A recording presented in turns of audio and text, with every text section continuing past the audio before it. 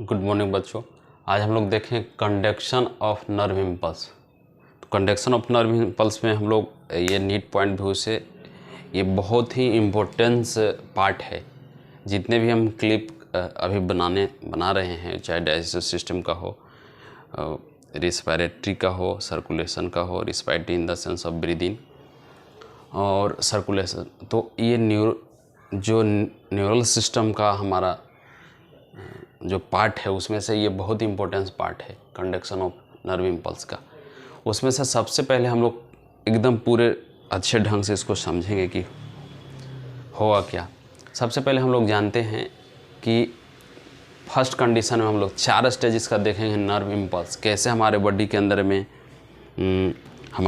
अंदर में किस तरह से नर्व का इम्पल्स होता है, किस तरह से वोल्टेज हमारे बॉडी के अंदर में ट्रांसमिट करता है। तो सबसे पहले हम लोग आते हैं रेस्टिंग कंडीशन में, जिसको कि पोलराइज फेज बोलते हैं। तो हम लोग का जनरली में हम लोग क्या देखते हैं कि हमारे जो मेम्ब्रेन है, जो हम लोग जानते हैं कि सेल मेम्ब्रेन है, नर्व का जो न्यूरॉन्स का मेम्ब्रेन सिस्टम है, उसके अंदर में हम लोग जनरली यहाँ पे पढ़ेंगे। तो सबसे पहले हम लोग क्या देखते हैं कि आपको पता होना चाहिए कि जब भी हम लोग देखते हैं कि जो मेम्ब्रेन के अंदर में जो यहाँ पे जितने भी कंपोनेंट है उसका जो ट्रांसमिट होता है उसका सिस्टम ये है कि जनरली में हम लोग क्या देखते हैं कि सेल के इंटरनल स्टेज में एक प्रोटीनस सब्सटेंस रहता है, जिसके कारण जो इसका इंटरनल लेयर होता है वो होता है माइनस, जो निगेटिव फेज में रहता है।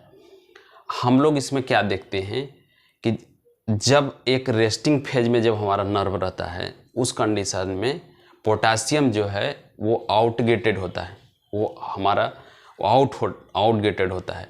लेकिन वहाँ पे पोटासियम को देखेंगे इनपुट होगा, तो हमारा जो पोटेशियम है वो आउटपुट होता है, लेकिन सोडियम जो होता है इनपुट होता है। जहाँ पे हम लोग स्पेशली इसको बोलते हैं, स्पेशली इसमें इस सिस्टम को बैलेंस करने के लिए सोडियम पंप चैनल होता है, जिसमें से एटीपी यूज होता है। इसमें से क्या होता है कि जो इसमें 2 पोटेशियम हर हमेशा अंदर जाता है और 3 सोडियम जो है वो आउट होता है। तो जनरली में हम लोग यहाँ पे मेम्ब्रेन पोटेंशियल इसमें देखेंगे तो देखेंगे -70 मिली वोल्ट है। और इसके अंदर में जो क्वेश्चन पूछा जाता है कि अगर इसका बहुत माइन्यूट क्वेश्चन रहता है कि अगर कोई भी रेस्टिंग कंडीशन के अंदर में नर्व रहे, कोई भी हमारा जो न्यूरॉन्स है वो रेस्टिंग कंडीशन में रहेगा, पोलराइज फेज में रहेगा, तो वहाँ क्या होगा। तो सबसे पहला उसमें ध्यान देना है कि सोडियम, आपको स्टेटमेंट वाइज इसका क्वेश्चन रहता है कि सोडियम क्या होगा, आउटफ्लक्स होगा, जबकि ये जो पोटेशियम है वो आउटफ्लक्स होगा, जबकि सोडियम जो है वो इनफ्लक्स होता है, जो रेस्टिंग कंडीशन का फेज आता है। जिसमें कि स्टेप बाय स्टेप इसको आप पूरी तरह से नोट डाउन कर लीजिएगा कि जब रेस्टिंग कंडीशन में पोलराइज फेज में जब रहता है हमारा नर्व, उस कंडीशन में पोटेशियम जो है वो आउटपुट होता है, जो पोटेशियम है वो आउटगेटेड होता है, जबकि सोडियम जो होता है इनगेटेड होता है। और जो इसका इंटरनल इसका जो स्टेज इंटरनल, इसको हम लोग बोलेंगे कि जो फेज होता है वो किस फेज में होता है, माइनस कंडीशन, निगेटिव फेज रहता है। चूँकि यहाँ पे प्रोटीन पाया जाता है, तो चूँकि यहाँ पे क्या रहता है माइनस, ये यहाँ पे पाया जाता है आपको negative phase, negative membrane potential generate होता है। और इस कंडीशन में आपको क्वेश्चन पूछाएगा कि रेस्टिंग कंडीशन के अंदर में जो पोलराइज स्टेज होता है उसमें जो नीट में स्टेटमेंट वाइज क्वेश्चन आएगा, उसमें पूछेगा कि वहाँ पे जो मेम्ब्रेन पोटेंशियल वो रहता है वो कितना रहता है, जिसमें कि हम लोग देखेंगे -70 मिली वोल्ट रहता है। अब इसमें देखेंगे कि जो यहाँ पे प्लाज्मा, जो परमिएबल मेम्ब्रेन रहता है उसमें से क्या रहता है, तो मोर रहता है आपका पोटेशियम और लेस रहता है इसका सोडियम। इस चीज़ को हम लोग को भली भांति जानना है कि अगर रेस्टिंग बायोलॉजिकली मल्टीपल टाइम करना आपके लिए ज़रूरी होता है कि मल्टीपल टाइम को उसको ज़्यादा ध्यान दीजिए। तो रेस्टिंग कंडीशन में पोलराइज फेज में जो हमारा मेम्ब्रेन पोटेंशियल रहता है वो -70 मिली वोल्ट रहता है। दूसरा आता है कि इसका जो मेम्ब्रेन, जो परमेबिलिटी ऑफ मेम्ब्रेन रहता है उसमें क्या रहता है कि मोर अमाउंट में पोटेशियम होता है, लेस अमाउंट में क्या होता है, सोडियम होता है। अब हम लोग इसका पहला स्टेज देखेंगे जिसको कि हमको रेस्टिंग कंडीशन में पूछा जाएगा या तो पोलराइज फेज में पूछा जाएगा। तो नॉर्मली हमारे नर्व के अंदर में ऐसा ही होता है। उसके बाद में हम लोग आते हैं सेकंड फेज में। अगर कोई स्टिमुलाई दिए, नर्व के अंदर में कोई भी हम लोग स्टिमुलाई दिए, उसको हम लोग एक्शन कंडीशन में पढ़ते हैं। उसमें क्या होता है कि जब हम लोग इसका कोई स्टिमुलाई दिए तो सोडियम इनफ्लक्स होने लगता है। सोडियम का क्या होगा, इनफ्लक्स होगा। जब सोडियम अत्यधिक इंटरनल मेम्ब्रेन में ज़्यादा डिपॉजिट होगा तो क्या होगा, आउटफ्लक्स जो होगा इसका आउट मेम्ब्रेन में क्या होगा कि जो माइनस चार्ज है वो ज़्यादा डेवलप कर रहा है, निगेटिविटी जो है जो आउटर लेयर होता है उसमें ज़्यादा डेवलप करता है। जबकि हम लोग यहाँ पे क्या देखे थे कि रेस्टिंग कंडीशन में जो पोलराइज फेज था उसमें क्या था, इंटरनल मतलब इंटरनल स्ट्रक्चर में निगेटिव ज़्यादा था, जबकि निगेटिव आयन ज़्यादा था। जबकि हम लोग यहाँ पे देखते हैं कि इस मेम्ब्रेन में जो आउट में है उसमें से निगेटिव जाता है। चूँकि एक्शन पोटेंशियल में क्या होगा, सोडियम इनफ्लक्स होने लगता है। जबकि यहाँ भी सोडियम इनफ्लक्स हो रहा था लेकिन यहाँ मोर अमाउंट में सोडियम इनफ्लक्स होने लगता है। तब यहाँ पे क्या होगा कि तब मेम्ब्रेन का वहाँ पे हम लोग जो मेम्ब्रेन का पोटेंशियल देखते हैं, जैसे आप मेम्ब्रेन का पोटेंशियल यहाँ क्या देखें 70 मिली वोल्ट था, लेकिन यहाँ पे 30 मिली वोल्ट होता है, क्योंकि 70 से फिर नीचे 70 से नीचे जाता है, फिर 0 +1 +2 +3 +4 +4 इस तरह से बढ़ते +30 मिली वोल्ट तक पहुँचता है, जहाँ पे एक्शन कंडीशन में जहाँ पे हम लोग पोलराइज स्टेज में पढ़ रहे थे ये। अब आते हैं हम लोग डिपोलाइज स्टेज में, जिसमें से क्या होगा, सोडियम इंटरनल मेम्ब्रेन में ज़्यादा होगा जबकि निगेटिव आयन आउटर सरफेस में ज़्यादा होगा। इसके अंदर में क्या होता है, क्वेश्चन पूछा जाता है कि अगर कोई एक्शन कंडीशन डेवलप करे, डिपोलाइज स्टेज में नर्व हो तो क्या होगा, तो मेम्ब्रेन पोटेंशियल वहाँ पे +30 मिली वोल्ट होता है। इस चीज़ को भली भांति याद रखिएगा। माइनस यहाँ पे जो पोलराइज फेज में था -70 मिली वोल्ट, लेकिन जब हम पोलराइज स्टेज में देखते, जहाँ पे हम लोग एक्शन डिपोलाइज स्टेज में देखते हैं वहाँ पे आपका 30 मिली वोल्ट है।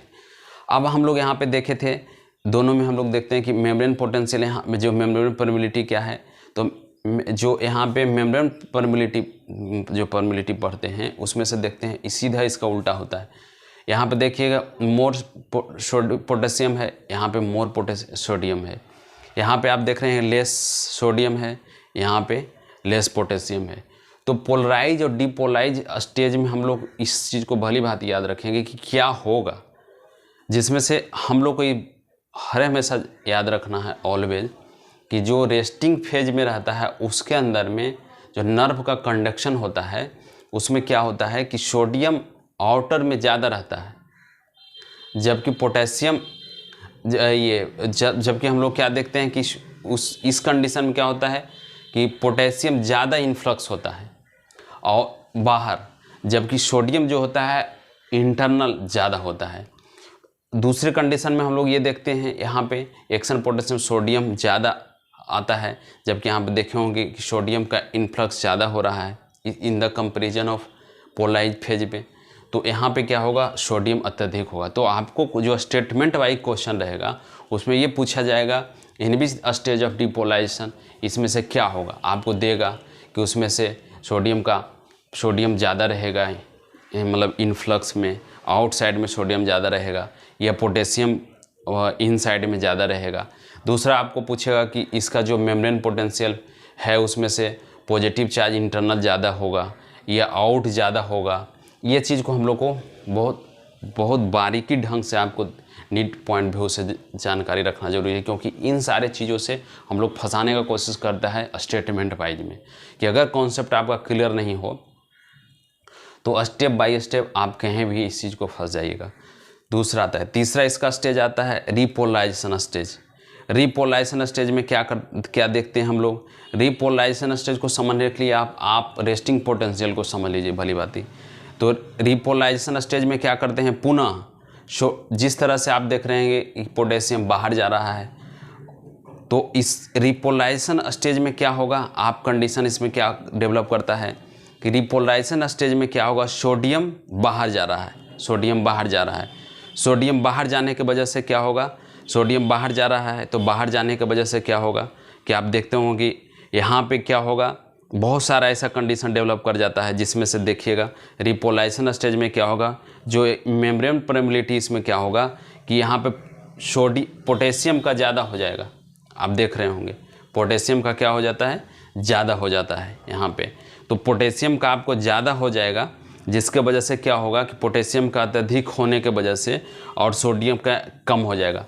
तो जो हम लोग रिपोलाइजेशन स्टेज पढ़ते हैं उसमें से आपको रेस्टिंग फेज सबसे इम्पोर्टेंस है, जहाँ पे देखते होंगे कि रिपोलाइजेशन स्टेज में क्या होगा कि आपका परमेबिलिटी ऑफ मेम्ब्रेन जो -70 मिलीवोल्ट है, इसमें भी वही रहेगा। दूसरा इसका फेज आता है कि जो मेम्ब्रेन परमेबिलिटी क्या है, मोर यहाँ पे आपका पोटेशियम है, यहाँ पे भी मोर पोटेशियम है, लेस सोडियम है तो लेस सोडियम है। तो हम लोग जो रिपोलराइजेशन स्टेज में पढ़ते हैं इसको हम बोल सकते हैं कि इट इज़ द मतलब इसको बोल सकते हैं ये इसका ही एक स्टेज है, जिसमें कि आप या तो रेस्टिंग कंडीशन बोलिए या तो रिपोलाइजेशन स्टेज बोलिए, जिसमें से क्योंकि हम लोग यहाँ पे क्या देख रहे थे, एक्शन पोटेंशियल जनरेट किया। एक्शन पोटेंशियल जनरेट करने पर यहाँ पे जो मेम्ब्रेन पोटेंशियल हो गया वो 30 मिलीवोल्ट हो गया। जो यहाँ पे परमेबिलिटी ऑफ मेम्ब्रेन जो है उसमें सोडियम ज़्यादा हो गया, पोटेशियम कम हो गया। अब आता है कि जब हम लोग रेस्टिंग कंडीशन में जो पोलराइज फेज में देखेंगे, उसके बाद में हम जब एक्शन पोटेंशियल में आते हैं, जहाँ डीपोलराइज फेज बोलते हैं, उसके बाद में पुनः हम लोग आते हैं रिपोलराइजेशन स्टेज में, जहाँ की पोलराइजेशन फेज था, जहाँ पे डीपोलराइजेशन हुआ और फिर पुनः रिपोलराइजेशन हो गया। अब आता है first stage, second stage, third stage. जो चौथा स्टेज इसमें पढ़ा जाता है, जहाँ पे हम लोग पूछते हैं हाइपर पोलराइजेशन। तो चूँकि हाइपर पोलराइजेशन के कंडीशन में कभी कभी ऐसा होता है due to late the closing of sodium voltage gated channel, potassium voltage gated channel. तो हाइपर पोलराइजेशन में कभी कभी ऐसा होता है, किसी कंडीशन में आप मेडिकल कॉलेज का में बहुत सारा पैथोलॉजीज का पढ़िएगा, जहाँ पे क्या होता है due to the late closing of ये आपका पोटेशियम वोल्टेज गेटेड चैनल, जिसमें से क्या होता है कि यहाँ पे आपका देख रहे हैं मेम्ब्रेन पोटेंशियल -70 मिलीवोल्ट था, लेकिन यहाँ पे चला जाता है जहाँ पे 90 मिलीवोल्ट चला जाता है हाइपरपोलराइजेशन कंडीशन में। उस कंडीशन में क्या होता है कि मेम्ब्रेन यहाँ पर क्या होता है कि पोटेशियम बहुत ज़्यादा हो जाता है और सोडियम वहाँ पे बहुत कम हो जाता है, जिसके कारण बहुत सारा चीज़ का पैथोलॉजी आप सेकेंड ईयर मेडिकल कॉलेज में पढ़िएगा कि हाइपरपोलराइजेशन की वजह से हमारे बॉडी के अंदर में बहुत सारा चीज़ डैमेज करता है, जहाँ की सोडियम गिर जाता है। आप बहुत सारा डिहाइड्रेशन के कंडीशन में सोडियम देखिए गिर जाएगा, जहाँ पे हम लोग इमरजेंसी ट्रीटमेंट करने का और आईसीयू का वहाँ पे ज़रूरत होता है, जहाँ पे हाइपरपोलराइजेशन का केस हो जाता है। तो ये सारा चीज़ जितना है जिसमें कि हम लोग कंडक्शन ऑफ नर्व इम्पल्स पढ़ते हैं, ये आपका सबसे ज़्यादा स्टेटमेंट वाइज इसका क्वेश्चन रहता है। जो स्टेटमेंट वाइज और जो स्टेप बाय स्टेप इस चीज़ को अगर याद नहीं कर लिए हैं तो वो मिस कर जाएंगे, क्योंकि अगर आपसे पूछ देगा कि पोलराइजेशन फेज में क्या होगा, जहाँ पे मेम्ब्रेन पोटेंशियल क्या होगा, मेम्ब्रेन परमिटिविटी क्या होगा। सेकेंड आता है कि अगर एक्शन पोटेंशियल जनरेट किया, उसमें से क्वेश्चन पूछा जाएगा कि पोटेशियम कितना होगा, सोडियम कितना होगा। यहाँ पे आपका एक पंप सोडियम, जिसको कि सोडियम Na पंप बोला जाता है, जहाँ पे आप देखे होंगे कि इसमें क्या होता है कि पोटेशियम आपका जो पोटेशियम इनफ्लक्स होता है और सोडियम 3 सोडियम आउटफ्लक्स होता है। तो इन सारे चीज़ों को हम लोग इसमें अच्छे ढंग से जानने का कोशिश करेंगे। तो ये हम लोग को कंडक्शन ऑफ नर्व इम्पल्स में इन सारे चीज़ों को अच्छी ढंग से समझना है कि हमको क्या है, और रेस्टिंग पोटेंशियल में क्या होगा, एक्शन पोटेंशियल में क्या होगा, रिपोलराइजेशन क्या है, हाइपर पोलराइजेशन क्या है।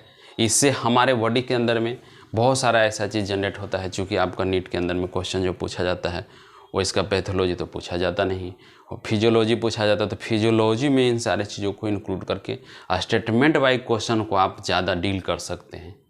तो ये कंडक्शन ऑफ नर्व आपका स्पेशल टॉपिक है, NCERT के अंदर में, जो कि आपको एक आपका स्टेप बाय स्टेप हम बता दिए, जबकि आप NCERT में पढ़िएगा तो उसका कंप्लीटली सारे चीज़ को दिया हुआ है।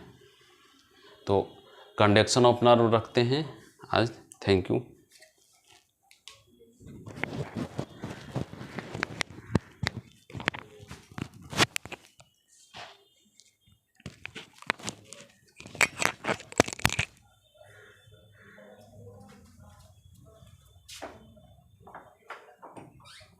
तो ये सही कोई दिक्कत नहीं।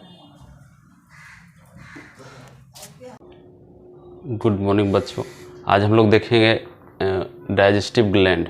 डाइजेस्टिव ग्लैंड में हम लोग डाइजेस्टिव ग्लैंड में जनरली में हम लोग 4 ग्लैंड, जनरली 5 ग्लैंड देखते हैं डाइजेस्टिव ग्लैंड के अंदर में, जिसमें से पहला आता है सैलिवरी ग्लैंड, दूसरा आता है गैस्ट्रिक ग्लैंड, तीसरा आता है पैंक्रियाटिक ग्लैंड, और उसके बाद में इंटेस्टाइनल और लीवर। तो यहाँ पे हम लोग ये जानने का कोशिश करेंगे कि जितने भी ग्लैंड है उसमें से हमारे नीट के अंदर में क्वेश्चन पूछता है, जो कि कभी कभी हम लोग को लगता है कि ऐसा क्वेश्चन नहीं पूछेगा, लेकिन बहुत सारा ऐसा क्वेश्चन पूछा जाता है नीट के अंदर में जिसमें कि हमको लगता है कि नहीं पूछा जाएगा। जैसे सैलिवरी ग्लैंड, तो पर डे इसका कितना सिक्रीशन है, वो कितना पर डे हमारे बॉडी के अंदर में सिक्रीट करता है।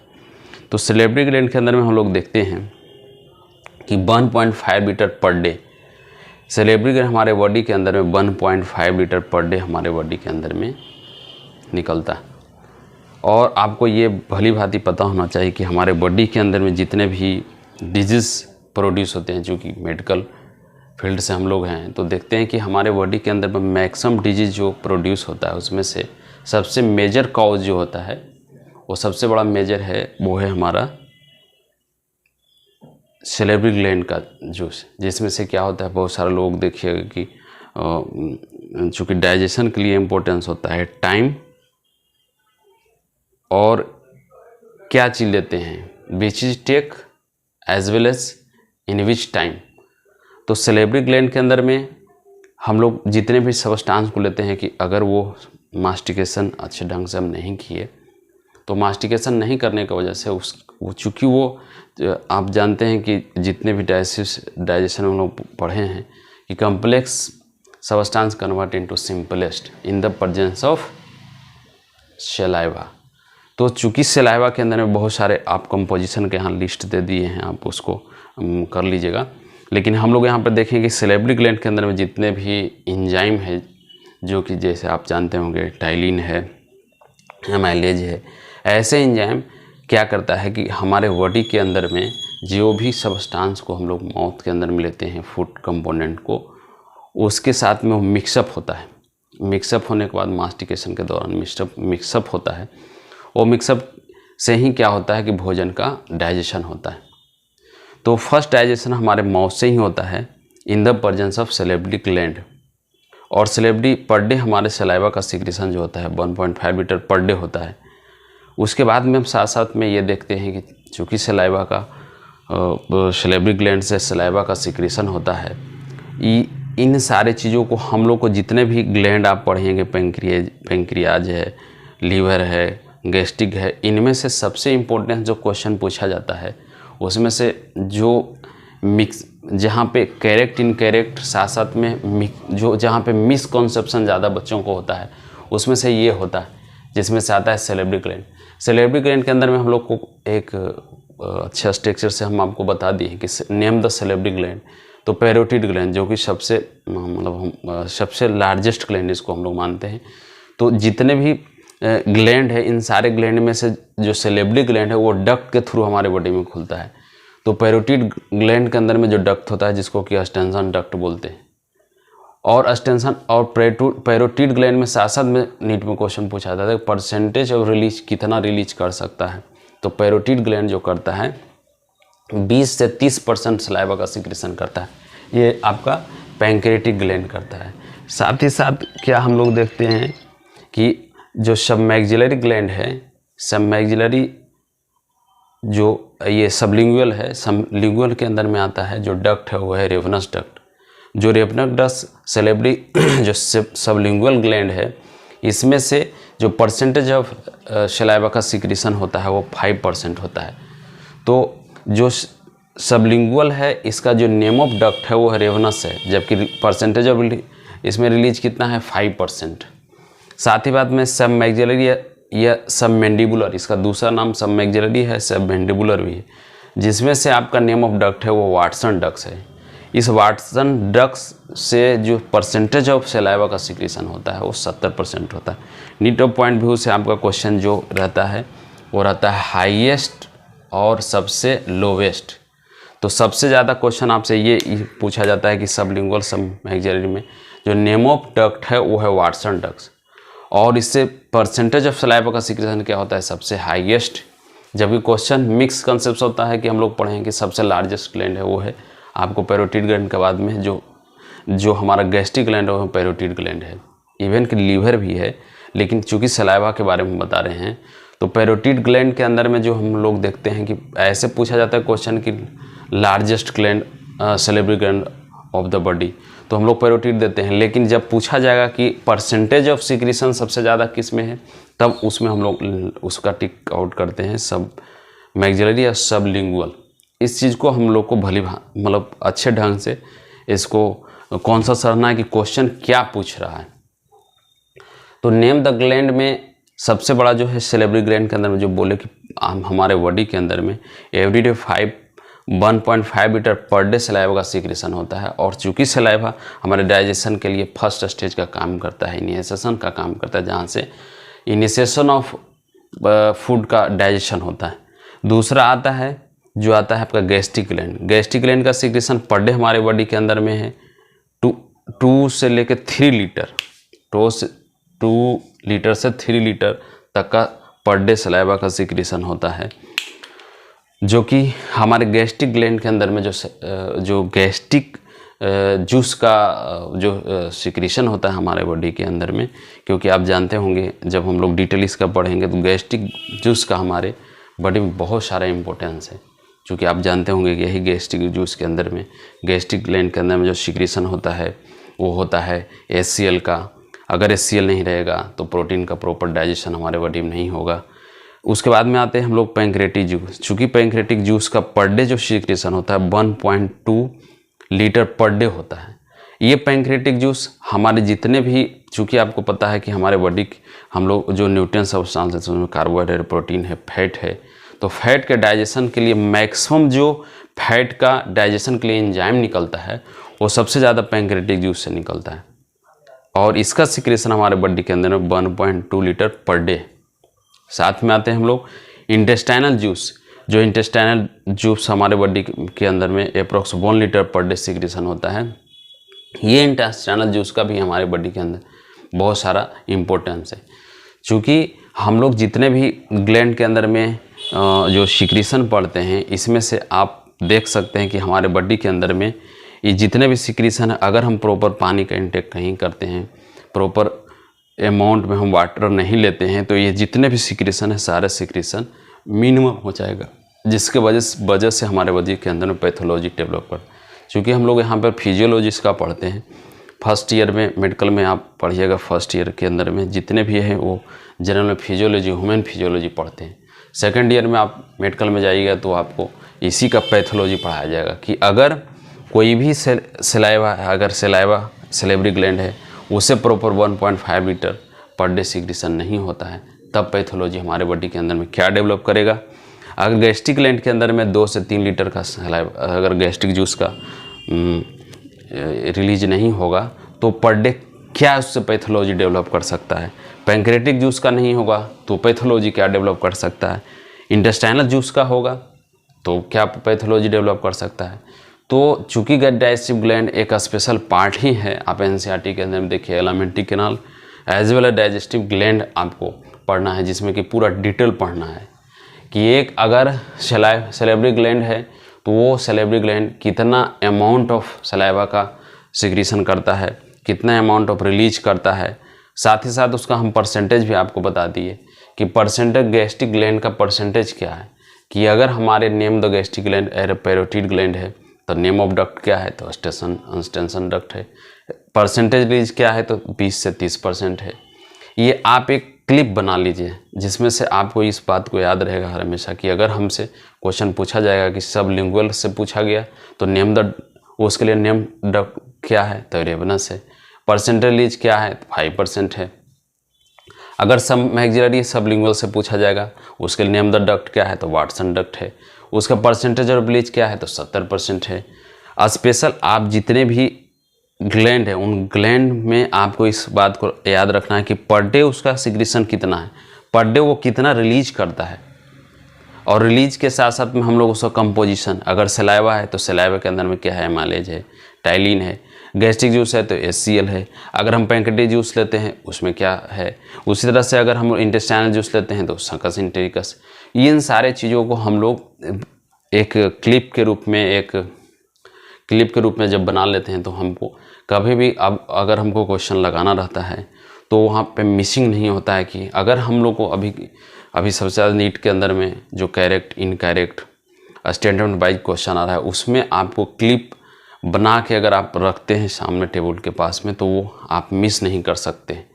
तो इन छोटे छोटे ऐसे क्लिप होते हैं जहाँ पे डाइजेस्टिव सिस्टम का, रेस्पिरेटरी सिस्टम का, सर्कुलेटरी सिस्टम का, एक्सक्रीटरी का, उसके बाद लोकोमोशन का, न्यूरल कंट्रोल एंड कोऑर्डिनेशन का, उसके बाद में आपका हार्मोन का एक सिस्टम है आपका, उसके अंदर में हम लोग ऐसा अगर क्लिप बना लेते हैं तो ह्यूमन फिजियोलॉजी के अंदर में जितने भी आपका क्वेश्चन पूछा जाएगा वो आपका इजी वे से जियोलॉजी का 50% पार्ट को आप कवर कर लीजिएगा इसी सारे क्लिप से बना के।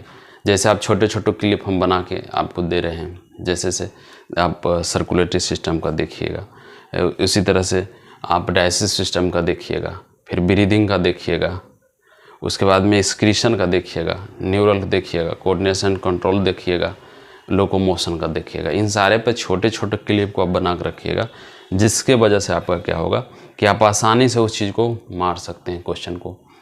तो इन सारे चीज़ों को भली भांति हम लोग को याद रखना है।